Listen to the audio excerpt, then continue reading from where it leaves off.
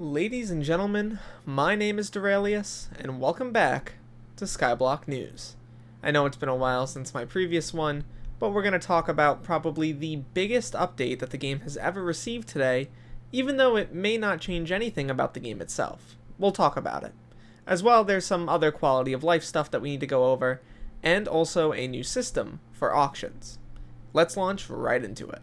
Starting off here, we have the handler, and also the hex, which is this thing. Essentially how it works is you're able to put basically any item inside, and you're able to upgrade it with literally anything you can use to upgrade in this game. It's pretty cool, it's a great quality of life system, and it even takes stuff directly from the bazaar. So if you don't necessarily have the money to actually upgrade an item, well, you can get the money together and come over here and you can automatically get the stuff together, which is, well, pretty great. The other thing I want to talk about is the stats menu, which has also received some significant changes. If you come over to the Skyblock menu, you can see that now everything is much more organized. I really like this, it's pretty good.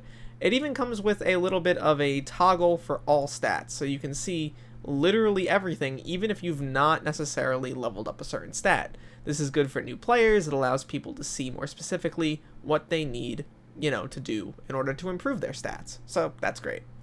The third thing I want to talk about is at the bottom of the auction house. If you come down here, there is sort of a miniature auction down here with some special items, including this item called Shen's Regalia. Essentially what you have to do is bid and get this item. There's also some other stuff here. Pretty cool stuff overall, double voting power in mayor elections, receiving health for challenges, etc.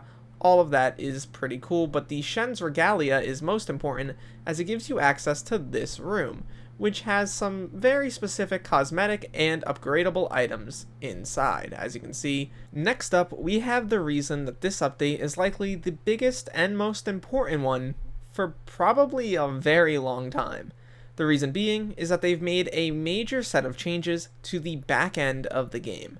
A refactor has been done for many of the systems in the game, which has been done in order to release updates faster.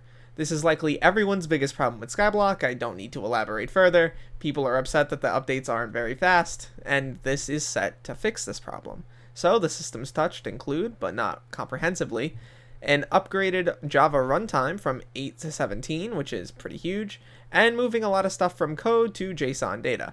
Furniture, item skins, pet skins, minion skins, pretty much everything related to that, sea creatures, island data, zones, objectives, completely reworking the objective system, having a unified requirement system, custom mobs, feature toggling, accessory stacking, parkour in the race system, the bazaar's client side. Pretty much all of this stuff is massive and will greatly improve the game for the better and hopefully stop with all the duplication bugs and things like that, especially the stuff with the bazaar. Now, the problem with this is that obviously updating in such a large scale, just like updating from 1.16 to 1.18 or, updating your server from 1.9 to 1.10, everything like that, bugs will creep up. So they want everyone to, look at that and make sure to report bugs to a specific address, which is pretty cool. I am really excited about this. This is probably the one thing that will draw me back into Skyblock if it proves to be true.